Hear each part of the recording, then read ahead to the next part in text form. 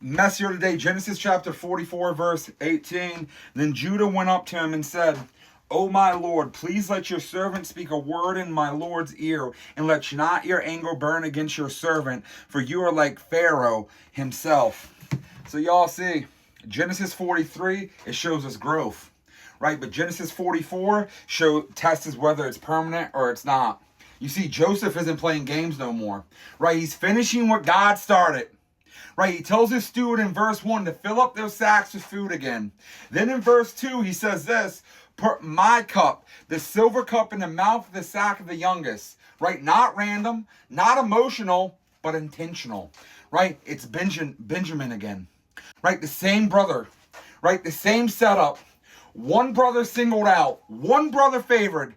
Same pressure that exposed jealousy and violence before. Right, so if they haven't changed, this is where it's going to show up at. Right, they leave Egypt thinking everything is fine, but then verse 4 pulls up. It says Joseph sends his steward after them. Right, the accusation, it hits hard. Why have you repaid good with evil? Right, that line should echo, because that's exactly what they did to Joseph years ago. Right, they deny it immediately. Verse 9, bold confidence. Right, whichever of your servants is found, with it shall die, and we also will be my Lord's servants. Right? Careful what you say when you think you're innocent. Okay? The sacks are open from the oldest to the youngest. Right? Slow. Right? Building tension. Right? And then verse 9 says, the cup was found in Benjamin's sack. Right? That's the moment. Right? Scripture says in verse 13, then they tore their clothes, right? That's grief. That is shock. That is dread, right? But here is what matters, right? They didn't leave him. Years ago, they sold a brother and went home without him. And this time, verse 13 says, every man loaded his donkey and they returned to the city, right? Nobody ran. Nobody said that's his problem. Nobody sacrificed Benjamin to save themselves. Right, and you see, that is growth, right? They stood before Joseph again, and this time Judah steps forward, right? This is the same Judah who once said, what profit is it if we kill our brother, right? Now he says this in verse 16, God has found out the guilt of your servants, right? That is accountability without excuses, right? Joseph says the rest of you can go free. Only Benjamin stays. Right, and there it is, the escape route. Right, Joseph hands them the exact opportunity that they took years ago. Right, leave the favorite son behind. Save yourselves and walk away clean. Right, but Judah refuses.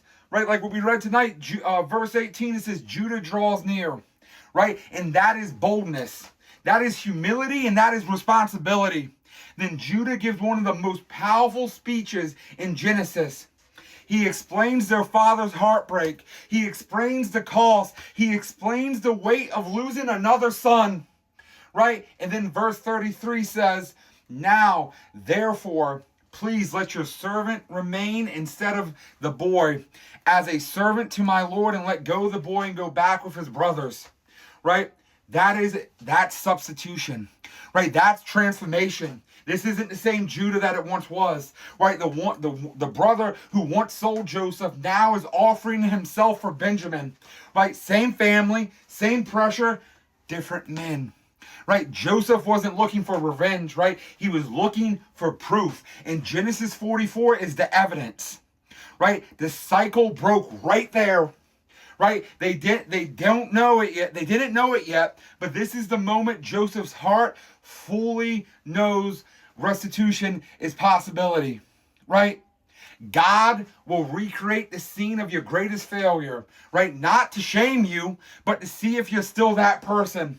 Right? The old version of these men would have sacrificed Benjamin without blinking, without a second thought. Right? The new version stands together and offers himself instead. Right? And notice something powerful. Joseph never had to get revenge. Right? Character exposed itself. And that's how God closes chapters.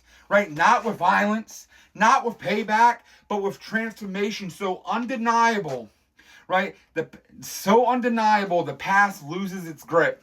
So Genesis 44 ends in tension, right? Joseph is still silent, but now he knows, right? They're not the same men who threw him in the pit before. And some of the greatest victories isn't watching your enemies fall, it's watching them change.